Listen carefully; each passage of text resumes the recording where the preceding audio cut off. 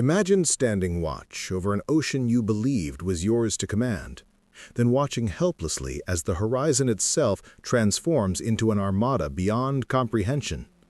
5,000 ships materialized from the morning mist, and the soldiers who saw them knew in that instant their world was ending. What made these German defenders believe they were invincible? Why did their fortress crumble in hours when it was built to last for generations? And how did the greatest amphibious invasion in history remain hidden until the very moment waves crashed against Normandy's shores? Before we jump back in, tell us where you're tuning in from. And if this story touches you, make sure you're subscribed, because tomorrow I've saved something extra special for you. The cliffs of Normandy stood silent in the pre-dawn darkness of June 6, 1944.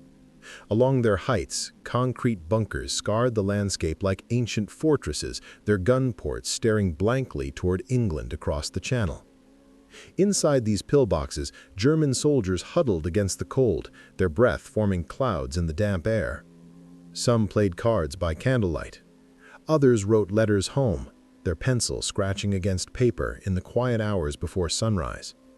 None of them knew that beyond the veil of night and fog, the largest fleet ever assembled was already closing in. For months, these men had been told they were part of something unbreakable. The Atlantic Wall, stretching from Norway to Spain, was Hitler's answer to the threat of invasion. Concrete and steel, mines and barbed wire, artillery positions that could tear apart any landing force foolish enough to attempt a crossing. Field Marshal Rommel himself had walked these beaches, inspecting defenses, demanding more obstacles, more guns, more fortifications. The propaganda had been relentless. Fortress Europe, they called it. The soldiers believed it. They had to. But beneath the confidence, doubt had begun to whisper. The war was not going as planned. In the east, the Wehrmacht bled in the snows of Russia. In the south, Italy had collapsed. Allied bombers turned German cities into infernos night after night. Still, here on the coast, the defenses seemed impregnable. The Channel itself was an ally, its storms and tides a natural barrier that would give ample warning of any invasion attempt. Radar stations scanned the waters constantly. Patrol boats prowled the darkness. Surely, the generals reasoned, no force could cross undetected.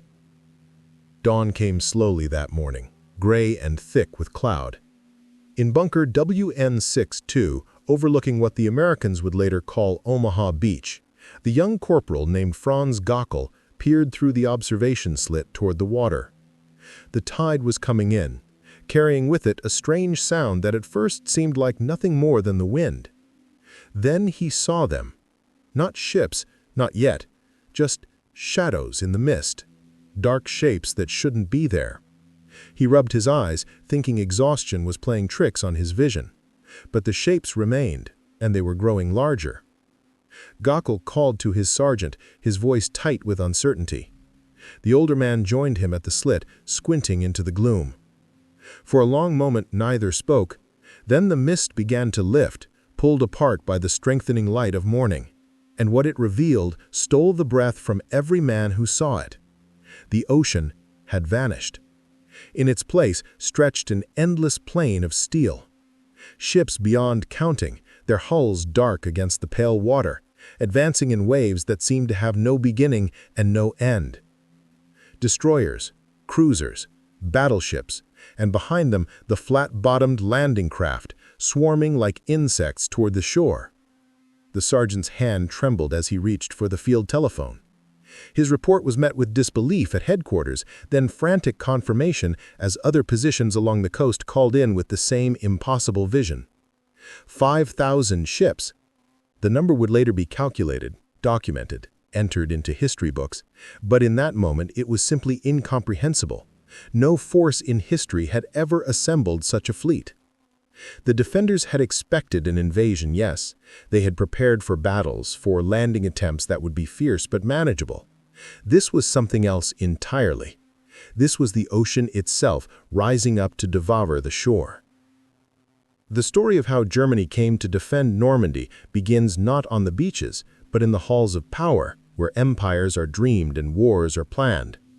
In the years following the First World War, Germany had been left broken and humiliated, its military reduced to a shadow, its economy shattered by reparations and the global depression. From this ruin emerged Adolf Hitler and the Nazi Party, promising restoration of national pride and the reclamation of lost territories. The rhetoric was intoxicating to a population hungry for purpose after years of degradation. By 1940, Hitler's armies had accomplished what seemed impossible during the previous war. France fell in 6 weeks. The British Expeditionary Force fled across the Channel from Dunkirk, abandoning equipment and leaving behind the corpses of thousands. Western Europe lay under German occupation, and for a brief, shining moment, it appeared the Third Reich had achieved what Kaiser Wilhelm could not. The continent was theirs. But across the narrow waters of the English Channel, Britain refused to surrender. The failure to invade England in 1940 marked the beginning of Germany's strategic dilemma. Operation Sea Lion, the planned invasion of England, was postponed indefinitely after the Luftwaffe failed to gain air superiority during the Battle of Britain. Hitler turned his attention east, toward the vast expanses of the Soviet Union, believing that crushing communism would secure Germany's future. But the decision to invade Russia in 1941 opened a second front that would drain resources and manpower for years to come. Germany now faced enemies on multiple sides, and the prospect of an Allied invasion from the West became not a question of if, but when. This reality gave birth to the Atlantic Wall. In 1942, Hitler issued Directive 40, ordering the construction of coastal fortifications along the entire western seaboard of occupied Europe. The project was staggering in scope. Millions of tons of concrete were poured. Thousands of bunkers, gun emplacements, and observation posts were built. Beaches were seeded with obstacles designed to rip apart landing craft. Mines were laid. Preparing and narrating this story took us a lot of time, so if you are enjoying it, subscribe to our channel. It means a lot to us. Now back to the story. Laid in fields and along roads. The goal was simple: make any invasion so costly that the Allies would be forced to negotiate rather than fight their way into the continent. Yet even as the concrete hardened and the barbed wire unrolled, there were those within the German High Command who understood the weakness of the plan. Field Marshal Rommel, assigned to inspect the Atlantic defenses in late 1943, was appalled by what he found. The fortifications were impressive in places, but riddled with gaps elsewhere. Many positions lacked adequate artillery. Entire stretches of coast were defended by undermanned units filled with older soldiers, conscripts from occupied territories, and men recovering from wounds sustained on the Eastern Front. Rommel knew from his experience in North Africa that static defenses could be bypassed, flanked, or simply overwhelmed by superior firepower.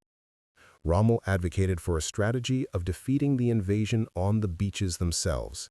He believed the Allies must be stopped in the first hours before they could establish a foothold and bring their overwhelming industrial power to bear.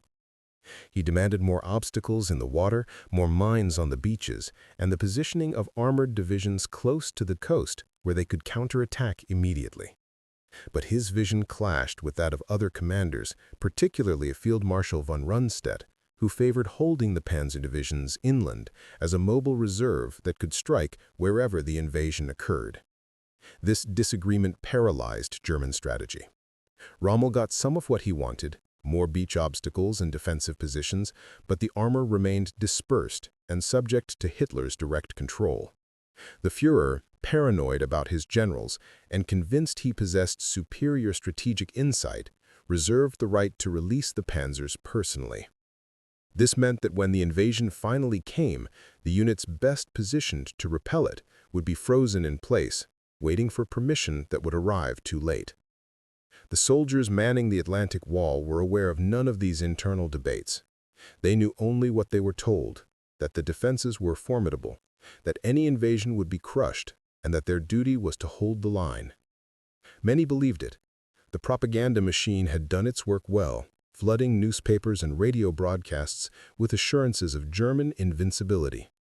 Newsreels showed endless rows of coastal guns, impenetrable bunkers, and confident soldiers ready to hurl back any attack. The message was clear. Fortress Europe stood ready. But life on the coast was far from the heroic ideal portrayed in propaganda. The soldiers stationed in Normandy were a mixed lot. Some were veterans, pulled from other fronts, hardened by combat but worn down by years of war. Others were young conscripts who had never seen battle, their training rushed and incomplete.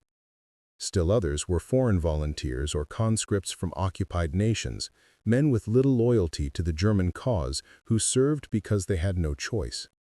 They lived in cramped bunkers, ate monotonous rations, and spent long hours staring at an empty ocean, wondering if and when the attack would come. The waiting bred a strange mix of boredom and tension. Days passed in routine. Patrols walked the beaches. Sentries scanned the horizon. Guns were cleaned and test-fired.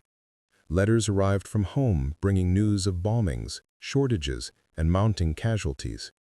The soldiers wrote back, their words carefully censored, trying to sound optimistic while privately wondering how much longer the war could last. Some sought solace in drink, others in prayer. A few deserted, slipping away into the French countryside to take their chances with the resistance or simply to hide until the war ended. In the spring of 1944, the tension ratcheted higher. Intelligence reports suggested the invasion was imminent. The Allies had been bombing transportation hubs and communication lines across France, softening the ground for an assault. German reconnaissance flights over England, when they managed to penetrate Allied air defenses, reported vast concentrations of troops and equipment in the southern ports. The soldiers in Normandy could feel it coming, a storm building just beyond the horizon. The High Command debated where the blow would fall. Most believed it would be the Pas de Calais, the narrowest point of the Channel and the most direct route to Germany's industrial heartland. Defenses there were strengthened accordingly. Normandy was considered less likely, its beaches more exposed to rough seas and further from England. But Rommel, ever cautious, pushed for improvements there as well. He toured the region, barking orders, demanding more obstacles, more mines, more readiness. The soldiers watched him pass, this legendary commander whose name was spoken with awe, and took some comfort in his presence. If Rommel was here, surely they were prepared. Yet beneath the surface, cracks were forming. Supplies were inconsistent, promised reinforcements often failed to arrive, diverted to the Eastern Front, where the Red Army was grinding through German positions with relentless ferocity. Ammunition stocks were adequate, but not abundant. Fuel for vehicles was rationed. The Luftwaffe, once the terror of the skies, was now a rare sight. Allied fighters roamed freely over France, strafing convoys and making daytime movements suicidal. The soldiers in the bunkers heard the planes overhead and understood what it meant. The Allies controlled the air. When the invasion came, there would be no friendly cover above. The French population added another layer of complexity. Normandy was occupied territory, its people living under German rule with varying degrees of compliance and resistance. Some collaborated, trading with the soldiers or providing information. Others resisted quietly, hiding down Allied airmen, Passing intelligence to the underground. The Germans could never be certain who was friend and who was foe. Patrols moved through villages with weapons ready, eyes scanning for threats. It was an uneasy coexistence, a fragile peace held together by force and the knowledge that the war would eventually decide everything. As May turned to June, the weather became a topic of obsessive concern. The English Channel was notoriously unpredictable, and the spring of 1944 had been particularly stormy. German meteorologists predicted continued rough seas, which seemed to offer reassurance. No sane commander would launch an invasion in bad weather. The soldiers relaxed slightly, thinking the danger had passed for now. Perhaps the invasion would wait until later in the summer. Perhaps it would not come at all. But on the night of June 5th, the weather began to shift. A brief window of calmer seas opened, just enough for ships to cross. The Allied meteorologists saw it. General Eisenhower, supreme commander of the invasion force, made his decision. The attack would proceed. Across the channel, thousands of ships began to move, their engines thrumming in the darkness, their holds packed with soldiers who had been briefed, armed, and told that tomorrow they would liberate Europe. In Normandy, the German defenders went about their evening routines, unaware of what was crossing the water. Some played cards, some slept, some stood watch, their eyes heavy with exhaustion, seeing nothing but empty ocean and the faint glow of stars through breaking clouds. The radar stations picked up scattered contacts, but nothing that suggested a massive fleet. The Allies had deployed elaborate deception measures, jamming signals, dropping metallic chaff to create false echoes, and routing the main force through areas of minimal coverage. The German command saw only fragments, anomalies that could have been weather or equipment malfunction. Around midnight, reports began trickling in of paratroops dropping inland. Gliders had been spotted. Commandos were attacking coastal positions. But the information was confused and contradictory. Was this the invasion or merely a raid? High Command hesitated, unwilling to commit reserves without certainty. Hours passed. The paratroopers secured key bridges and crossroads, cutting roads and severing communications. The defenders in the coastal bunkers remained in the dark, unaware that behind them the invasion had already begun. Then came the dawn. The soldiers who saw the fleet first thought they were hallucinating. It was simply too vast to be real. Ships stretched from horizon to horizon, a steel curtain advancing with inexorable purpose. Landing craft began their runs toward the shore, their ramps ready to drop, their hulls packed with men clutching rifles and praying to survive the next few minutes. Above them, naval guns thundered, hurling shells toward the German positions in a bombardment that shook the earth and filled the air with fire and smoke. In bunker WN-62, Franz Gockel and his comrades stared in frozen horror at the approaching armada. The telephone lines to headquarters had been cut by the bombardment. They were alone. The sergeant, a veteran of the Eastern Front, began shouting orders. "Man the guns, load the ammunition, prepare to fire." The soldiers moved with mechanical obedience, their minds struggling to process what their eyes were showing them. This was not a battle, this was an avalanche. This was the end. The defenses that had taken years to build were about to be tested against the largest invasion force ever assembled. Concrete and steel, mines and wire, artillery and machine guns. Against them came thousands of ships, tens of thousands of men, and the industrial might of nations that had committed everything to this single day. The soldiers in the bunkers did not know the numbers. They did not need to. They could see it in the vastness of the fleet. They could feel it in the thunder of the bombardment. They could taste it in the smoke and fear that filled their mouths. The Atlantic Wall, the fortress that was supposed to be unbreakable, was about to discover whether myth could withstand reality. The defenders gripped their weapons and waited for the storm to break upon them, knowing that whatever came next would be written in blood and fire across the sands of Normandy. The invasion had begun, and there was no turning back for anyone.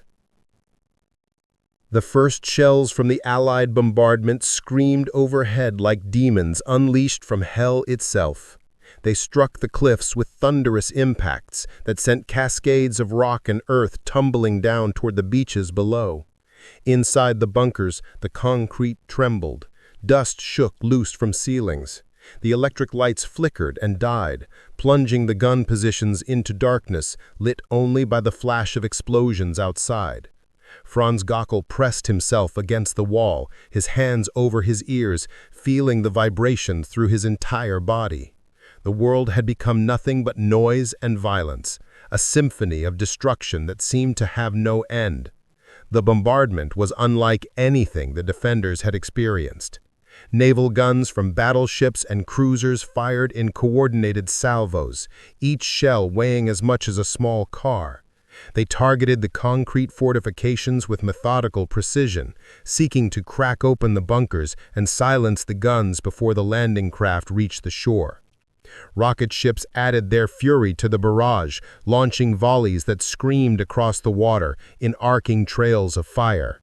The beach obstacles, so carefully placed by Rommel's engineers, vanished in geysers of sand and seawater.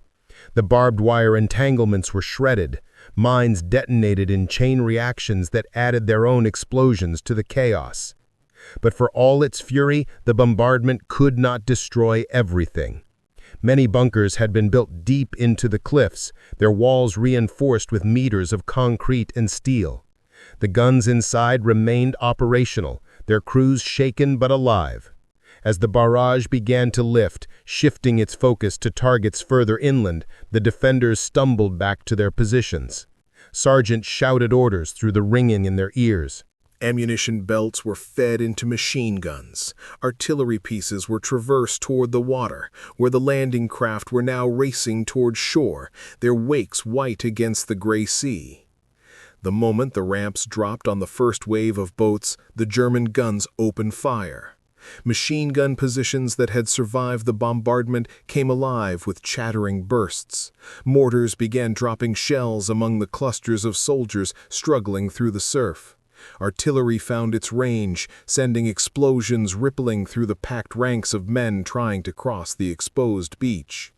The killing zone that Rommel had envisioned was suddenly real, a stretch of sand transformed into a slaughterhouse where every step forward meant wading through fire. On Omaha Beach, the slaughter was particularly horrific. The American troops of the 1st and 29th Infantry Divisions had been dropped too far from shore due to rough seas and strong currents. They hit the water in deep surf, weighed down by equipment, struggling to stay afloat. Many drowned before reaching the beach. Those who made it to the sand found themselves pinned down by withering fire from the heights above. Bodies piled up at the waterline. Wounded men screamed for medics who could not reach them. Officers died trying to rally their units.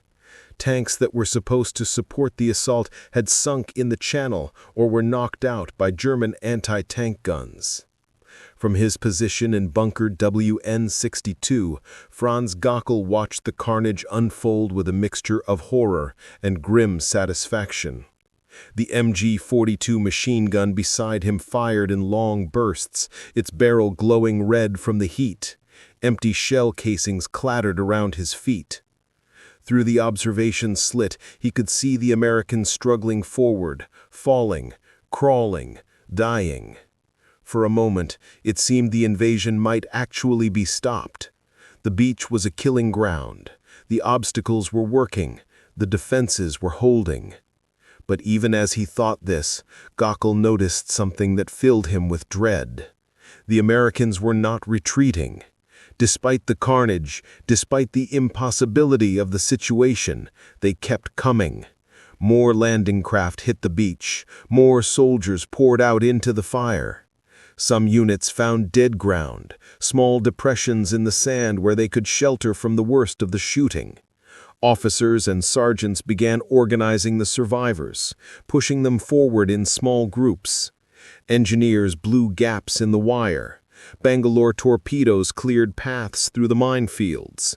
Inch by bloody inch, the Americans advanced. The other beaches told different stories. At Utah Beach, the current had pushed the landing force more than a mile south of the intended target, but this accident proved fortunate. The defenses there were lighter, and the troops encountered less resistance. They pushed inland quickly, linking up with paratroopers who had secured the causeways leading from the beach. By midday, Utah was secure, and men and equipment were flowing inland in a steady stream. The British and Canadian forces landing at Gold, Juno, and Sword beaches faced stiff resistance but had better fortune than their American counterparts at Omaha. Specialized armor, swimming tanks, and vehicles equipped with flails to clear mines helped them overcome the beach obstacles more effectively. German strongpoints were bypassed and reduced by infantry working in coordination with tanks. By afternoon, these beaches had been cleared, and advance units were pushing several miles inland, though they had not yet achieved all their objectives. Back in the bunkers overlooking Omaha, the defenders were beginning to feel the weight of numbers pressing against them. The initial waves might have been decimated, but the assault never stopped. Naval gunfire resumed, this time directed by forward observers who had made it ashore. Destroyers moved dangerously close to the beach, risking grounding to bring their guns to bear on the German positions. Shells smashed into bunker after bunker, collapsing walls, burying guns, entombing crews alive in concrete coffins. The soldiers inside could feel their world shrinking. Communications with headquarters remained severed. Ammunition was running low. The medic in Gockel's bunker moved among the wounded, doing what he could with dwindling supplies. One gun position fell silent after a direct hit from a naval shell. Then another. The defenders were being methodically eliminated, picked off one by one as the Americans identified their positions and called down fire upon them. By early afternoon, small groups of American soldiers had reached the base of the cliffs.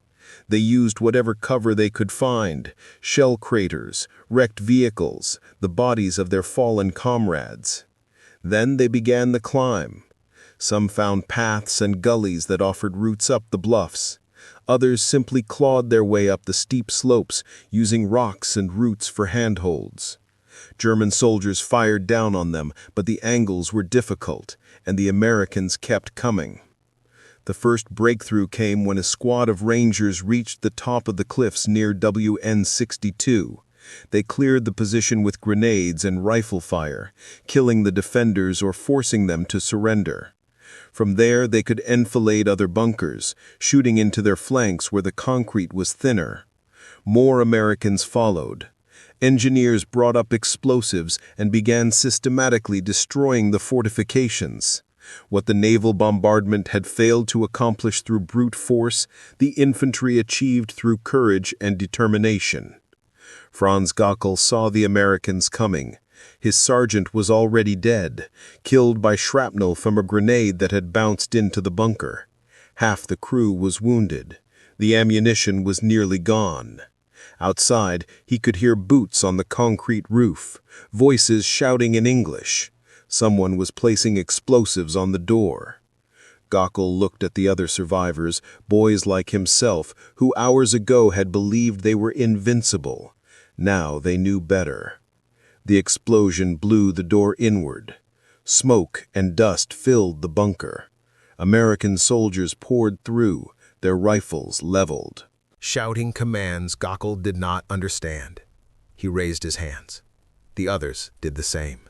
They were searched roughly, their weapons taken, their pockets emptied. Then they were pushed outside into the daylight, blinking in the sun that seemed impossibly bright after the darkness of the bunker. The beach below was unrecognizable. Where hours before there had been empty sand and water, now there was an entire invasion force. Landing craft continued to arrive in waves, disgorging men, vehicles, supplies. Bulldozers were already at work clearing debris and creating exits from the beach. Trucks rumbled up the newly cut paths. Field hospitals were being erected. Prisoners like Gockel were herded into wire enclosures, guarded by soldiers who looked at them with expressions ranging from contempt to pity. All along the coast, the pattern was repeating. The Atlantic wall was crumbling. Positions that had seemed impregnable were overrun. Defenders who had boasted they would throw the invaders back into the sea were dead, wounded, or captured. The armored divisions that were supposed to counterattack remained frozen inland, still waiting for Hitler's permission to move. By the time that permission came, it would be far too late. Field Marshal Rommel was not even in Normandy when the invasion began. He had gone to Germany to celebrate his wife's birthday, believing the rough weather made an invasion impossible. When he received word of the landings, he rushed back, but the journey took hours. By the time he reached his headquarters, the situation was already beyond salvaging. The Allies had established their foothold. More troops and equipment were pouring ashore every hour. The window to defeat the invasion on the beaches had closed. The German response was hampered by confusion and paralysis at every level. Reports from the front were fragmentary and contradictory. Officers could not agree on where the main thrust was occurring. Some still believed Normandy was a feint, and that the real invasion would come at Calais. Others wanted to commit the reserves immediately, but lacked the authority. Hitler, who had stayed up late the night before and was sleeping when the invasion began, could not be woken by his staff. Hours passed before he was briefed, and more hours before he made decisions that were already outdated by events on the ground. The Luftwaffe, which might have harassed the invasion fleet, was nowhere to be seen. Allied fighters controlled the skies absolutely. Any German aircraft that managed to take off was quickly shot down. Pilots reported that attempting to attack the fleet was suicide. The naval guns and the combat air patrols created a protective umbrella that nothing could penetrate. By evening of the first day, the Luftwaffe had effectively conceded air superiority, leaving the ground forces to fight without cover. On the beaches, the Allies consolidated their gains. The initial chaos of the landings gave way to organization. Supply dumps were established. Command posts were set up. The wounded were evacuated to ships offshore where surgeons worked around the clock. Fresh units continued to arrive, adding their strength to the forces already ashore. Engineers worked to expand the beachheads, building roads and clearing obstacles to allow the flow of men and material to continue uninterrupted. Inland, the fighting took on a different character. Norman hedgerows, ancient earth walls topped with thick vegetation, divided the countryside into a maze of small fields. Each hedgerow was a potential defensive position. German units that had escaped the coastal bombardment fell back to these natural fortifications and fought with desperate skill. Machine gun nests hidden in the hedges ambushed advancing columns. Snipers picked off officers and radio men. Mortars dropped shells from positions that were almost impossible to spot. The advance slowed to a crawl. Towns that the planners had expected to capture on the first day remained in German hands for weeks. Caen, a key objective for the British forces, would not fall until a month after the invasion. The Americans struggled to break out from Omaha and push towards Cherbourg. Every field had to be cleared. Every village had to be fought for house by house. The Germans could not stop the invasion, but they could make the Allies pay for every meter of ground. Yet even as they fought with skill and determination, the German defenders knew the outcome was inevitable. The numbers were simply overwhelming. For every soldier they killed, 10 more seemed to take his place. For every tank they destroyed, a dozen more appeared. The Allies had air superiority, naval supremacy, and an industrial capacity that dwarfed anything Germany could produce. The soldiers in the hedgerows fought because they were soldiers, because surrender meant captivity and possibly worse, and because some still believed in the propaganda about defending the fatherland. Franz Gockel spent his first night as a prisoner in a wire enclosure on the beach, surrounded by hundreds of other captured Germans. They sat in silence for the most part, too exhausted and shocked to speak. Some wept quietly. Others stared at nothing, their minds unable to process what had happened. Guards walked the perimeter, but there was no need for vigilance. The prisoners had no fight left in them.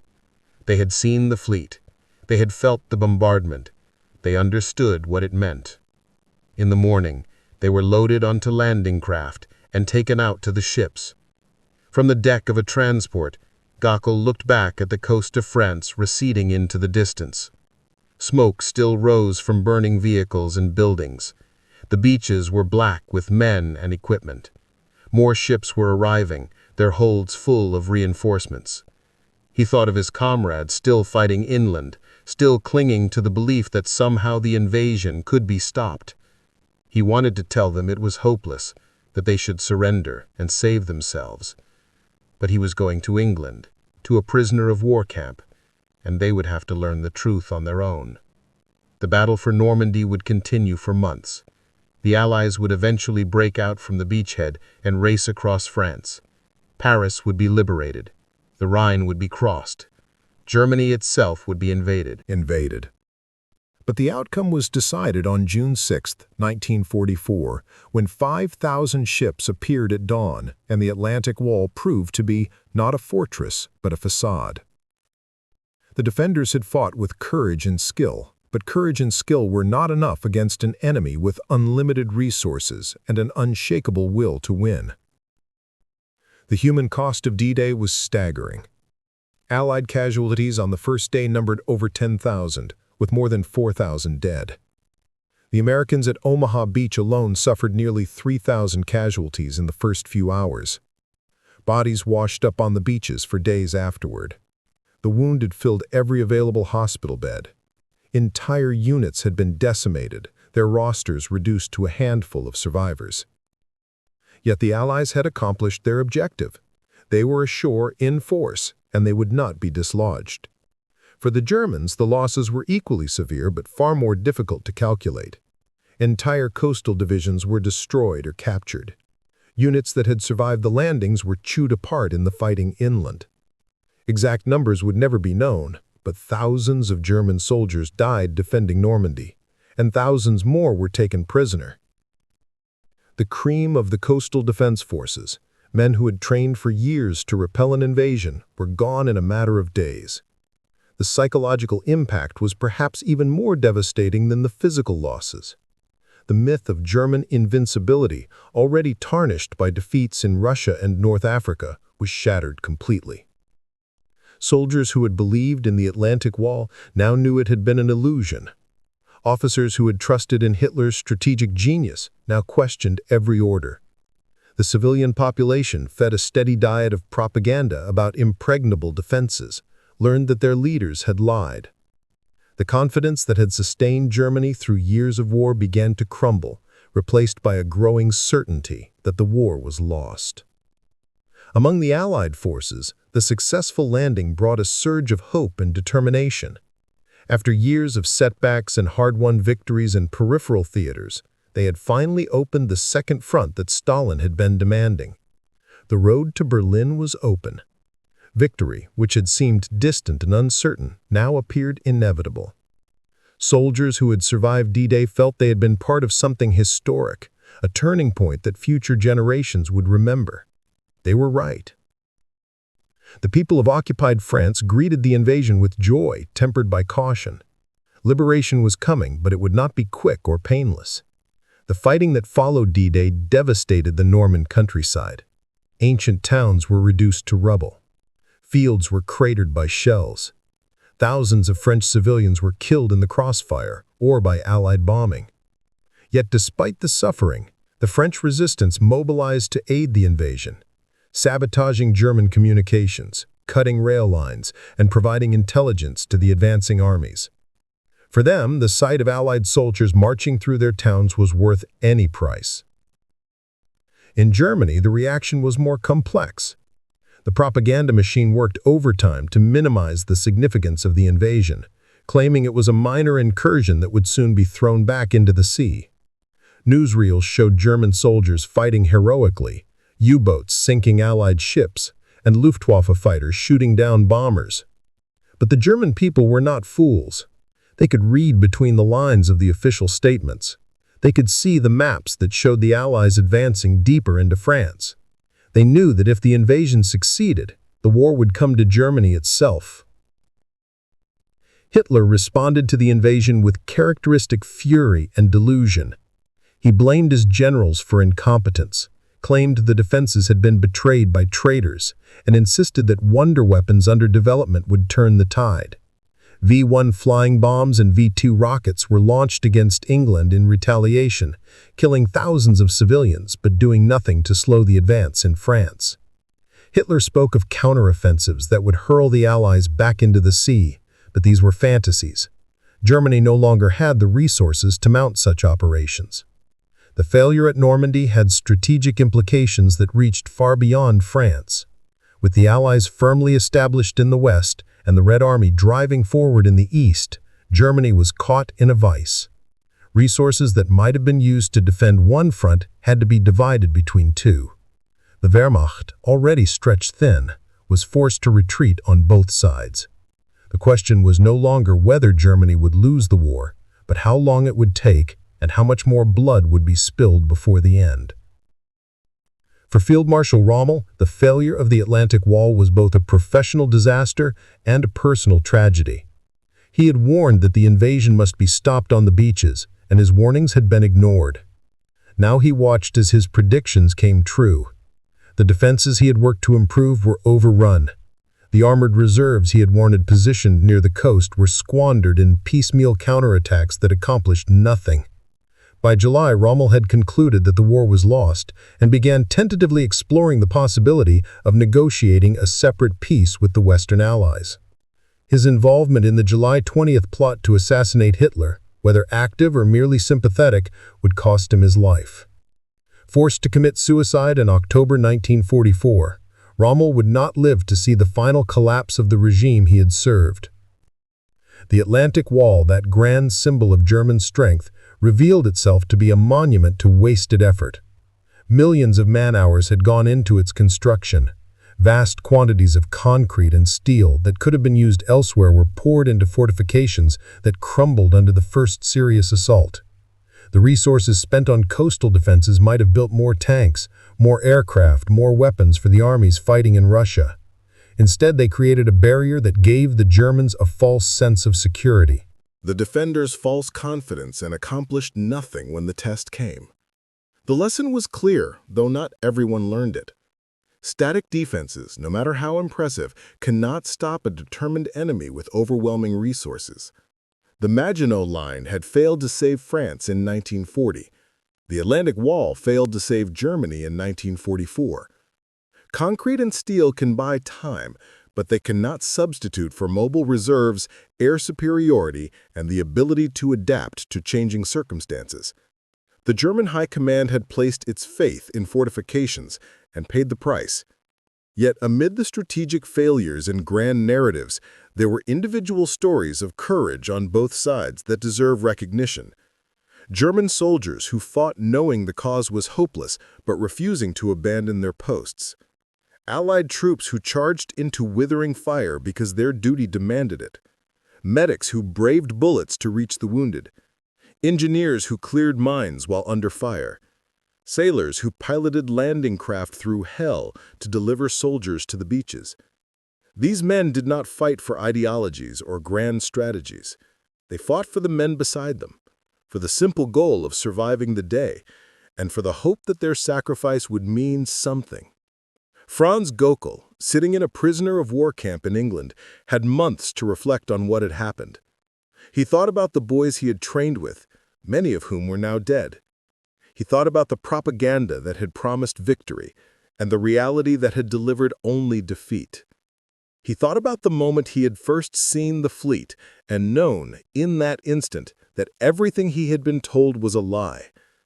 Most of all, he thought about the waste of it all. So many lives thrown away for a regime that had led Germany to ruin, so much suffering for nothing. As the war ground toward its conclusion, the Normandy invasion stood as the beginning of the end. The eastern and western fronts converged on Germany. Cities fell one by one. The vaunted Wehrmacht, which had once conquered most of Europe, was reduced to old men and boys fighting with whatever weapons could be scraped together. Hitler retreated to his bunker in Berlin and shot himself rather than face capture.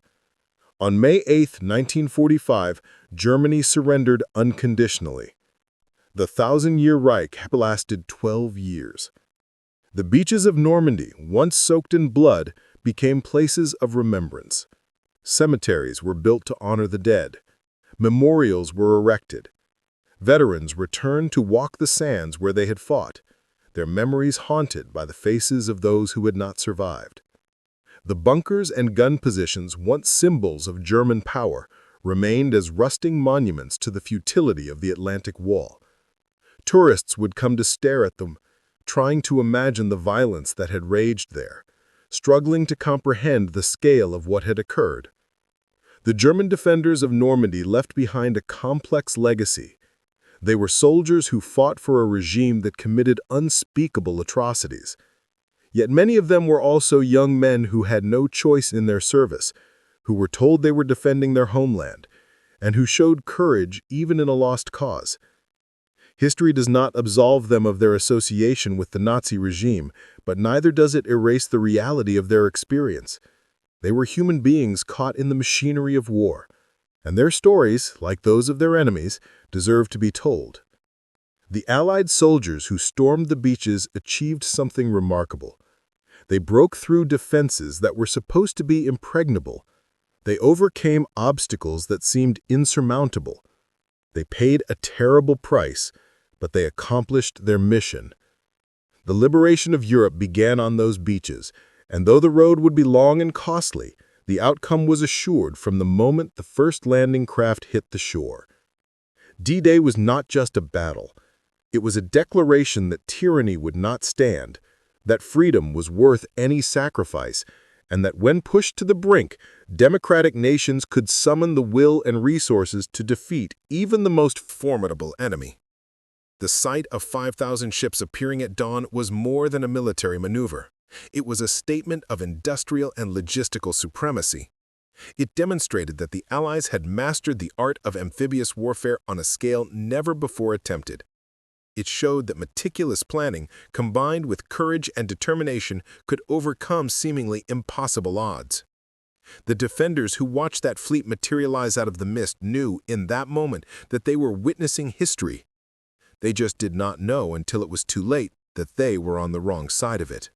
In the end, the story of Normandy is not just about the success of the invasion or the failure of the defense. It is about the collision of human will and industrial power, about the limits of static thinking in a dynamic war, and about the price that ordinary people pay when their leaders choose ambition over wisdom. The Atlantic Wall fell not because it was poorly built, but because no wall, however strong, can stand against an enemy with unlimited determination and resources. The German defenders fought bravely, but bravery alone cannot change the arithmetic of war.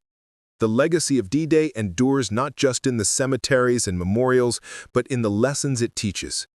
It reminds us that preparation without adaptability is worthless, that technology without strategy is meaningless, and that courage without wisdom is tragic. It shows us that even the most daunting obstacles can be overcome when free peoples unite for a common cause. And it warns us that the price of aggression is ultimately paid not by the leaders who start wars, but by the young men and women who are sent to fight them. For Franz Göckel and the thousands like him who survived the war as prisoners, the years that followed brought a slow reckoning with what had happened. They returned to a Germany that was devastated, divided, and occupied. They had to reconcile their experiences with the revelations of the Holocaust and the other crimes of the Nazi regime. Many struggled with guilt, shame, and the question of how they could have served such a cause. Others retreated into denial or silence. The process of healing, both personal and national, would take generations. The German defenders at Normandy believed they were part of something unbreakable. They trusted in the Atlantic Wall, in their leaders, and in the propaganda that promised victory. When 5,000 ships appeared at dawn, those beliefs shattered as completely as the bunkers under naval bombardment. What remained was the harsh truth that faith and courage, no matter how genuine, cannot overcome the realities of war. The lesson was written in the sand and blood of Normandy, and it echoes through history to this day. Walls fall. Empires crumble. And those who place their trust in illusions pay the highest price when reality arrives with the dawn. Up next, you've got two more standout stories right on your screen. If this one hit the mark, you won't want to pass these up. Just click and check them out.